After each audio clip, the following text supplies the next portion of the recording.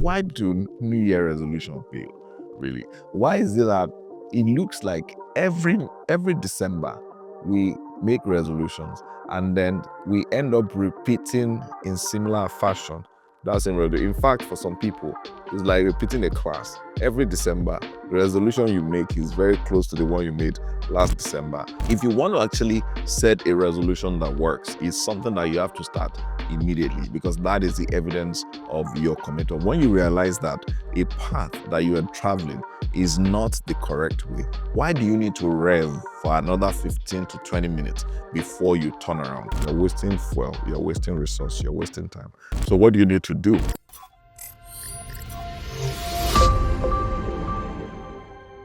My name is Olufemi Sheyi. I'm a real estate salesman. I buy, build, sell real estate for profit, for investors, and then for myself. Why do New Year resolution fail?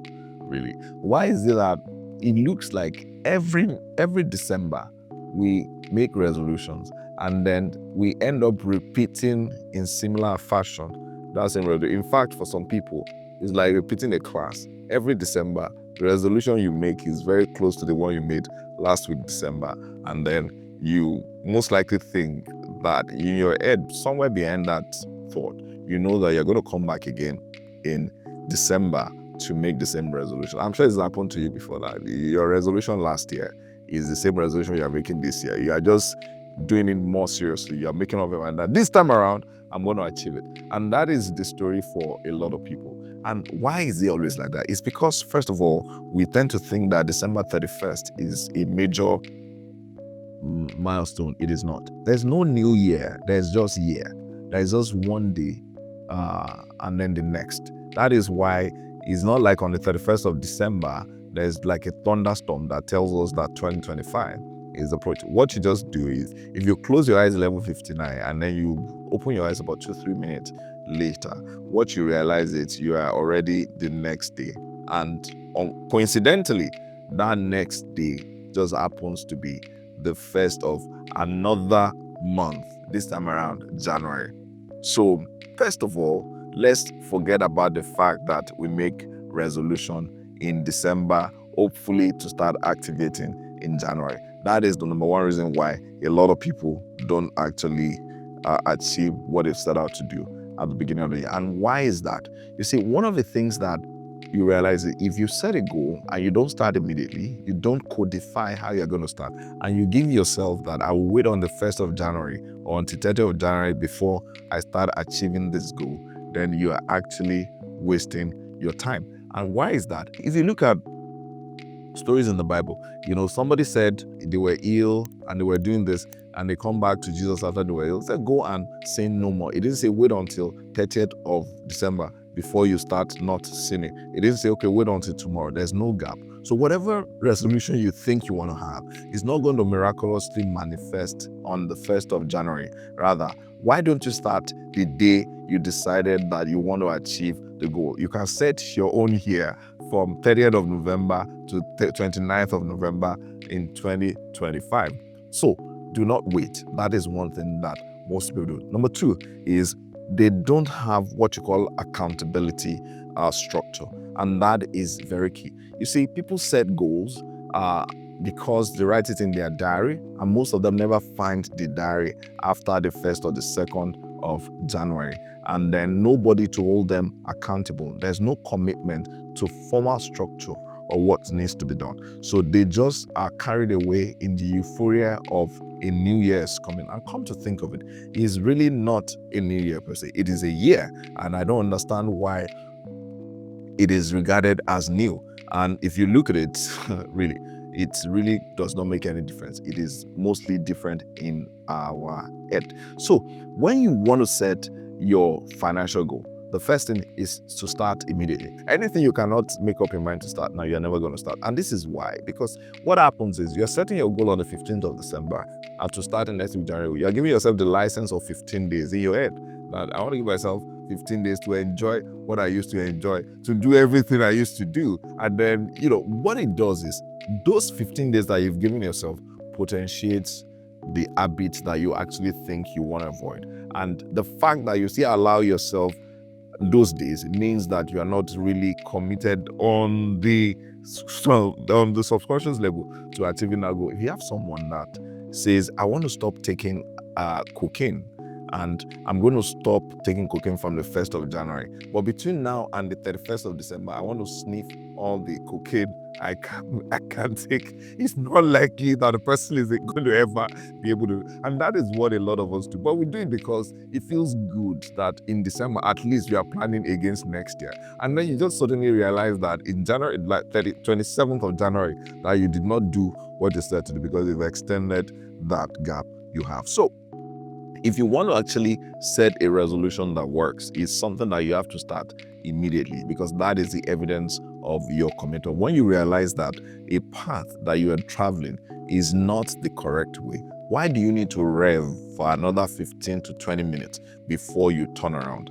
That is the one of the comedy of life. You see, we know that if you're traveling and you're supposed to be going to Ibadan, but you get to Shagamu interchange and you suddenly turn. So as if you're going to Abeokuta and you're saying, oh, I want to go to Ibadan, but let me drive for the next 15 minutes. And then once I get to that point, I will turn around. You're wasting fuel, you're wasting resource, you're wasting time. And it shows that you may not have the commitment to. So what do you need to do? Number one is to start immediately. You realize that the path you're taking is wrong, not to wait until there's like a big date that you want to change. That's one. Two is to actually put formal structure. Routine actually is the tool of success, and we tend to ignore it.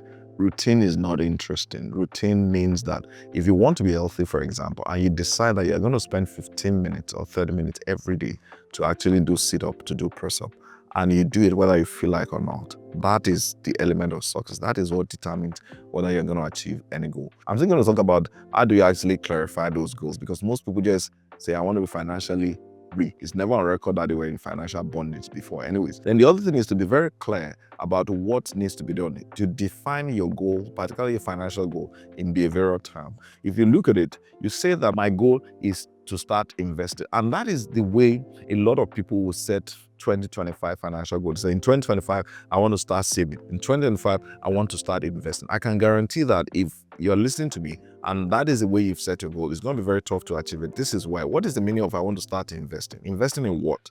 If you say I want to start saving, saving what? Is it saving time? Is it saving money? Is it saving? So first of all is to actually boil it down into hard facts. If you say I want to start investing, so you want to say I want to start keeping 15,000 or 20,000 every month aside, and I want to start from week 1. So, and if you're committed to it, you want to say at the beginning of January, why don't you go meet your mom, your father, your friend, and say, you know what, give me 20K, I'll give you at the end of the month, and then go save that money. Fortunately, they won't be charging you interest. So you know you are committed to the process. But when you want to wait until you receive the money as it usually is, what has changed? Nothing has changed. You see, human behavior is self-perpetuating. The more we do, the more difficult it is to change, because neural networks are created around every activity we do, which is why, for example, if you drive, initially, you have to consciously drive. After a while, it becomes like reflex. You don't even know that you're driving. Sometimes I'm driving to places that I didn't think throughout. I just got to that place and realized I'm there. And it's because I've driven for so long that it's become a part of me that I just automatically key into that driving mode anytime I get to hold the steering. The same way with our financial behavior, our financial habit, they become so strong that it becomes nearly impossible to change. And it's going to take a while before we change it. So the responsibility we have, if we want to set and achieve our goal for 2025, is to create neural pathways to represent the new things we want to do. So if you want to save, you said, I want to save,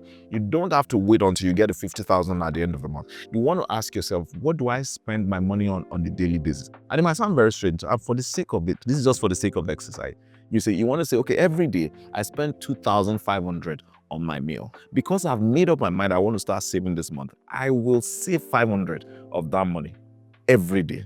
Now, it is not the 500 that is important as far as I'm concerned. It is the fact that you have activated the neural pathway to start keeping money aside. You're not waiting until that big payload that is coming at the end of the month. So what that does is to keep strengthening your savings behavior, and then at the end of the month, it's not as difficult as it should have been because you've already practiced it over a period of time. A friend of mine was saying like what she wants to write a book in 2025. Now she's never likely to write that book. I hope she sees this video because it's the same thing I told her. And this is the reason, because she's not committed to writing a page on a daily basis. So how do you write a book if you don't commit yourself to write a page? I love this guy so much, Seth Godin. I was listening to one of his podcasts and he said, look, in the last, I think 10 or 11 years, he has never missed a day of his blog. He has always written one page every day. He has never missed it. And today is the author of some of the best-selling books. It's not the big book he's writing, it's the daily commitment to action that is strengthening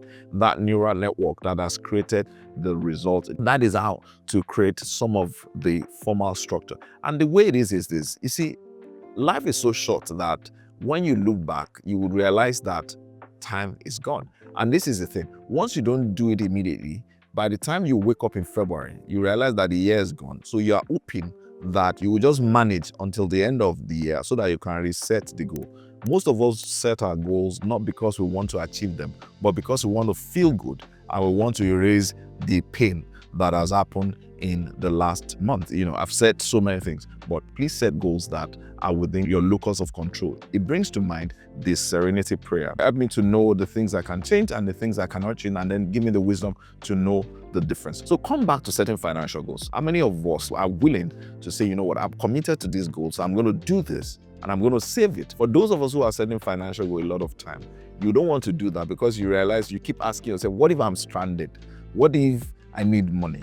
Now, if you do those what ifs, is a flag that tells you that you are not likely to achieve your goal. Because once you are committed to achieve your goal, you achieve it first and think about the consequences later. And you deal with the consequences as you begin to emerge into that new reality that you have. When you begin to look at the consequences of your action, of those decisions that will help you to achieve your goal, and you are trying to make allowance, to make provision in case things become tough, then you are not committed to the goal. You are just setting the goal because you want to feel good. So for me, these are some of the things I would generally just say about setting, financial goal or setting New Year resolution. So if you are making a resolution, you are determining to change, then you change. That is the only way to actually achieve your New Year goal. And by the way, your New Year starts the day you determine. And come to think of it, if we say Happy New Year in Lagos, really, I don't think it's Happy New Year in Saudi Arabia because the calendar type they are using is different, is it not? So what makes us think that January 1st is the new year of anything? It's just the day you decide to start is the beginning of a new year. I hope that this has been of value to you. It has been. I'd like you to just click and subscribe to our channel and then follow us across all our social media handle. And please do subscribe because it's going to encourage and help us.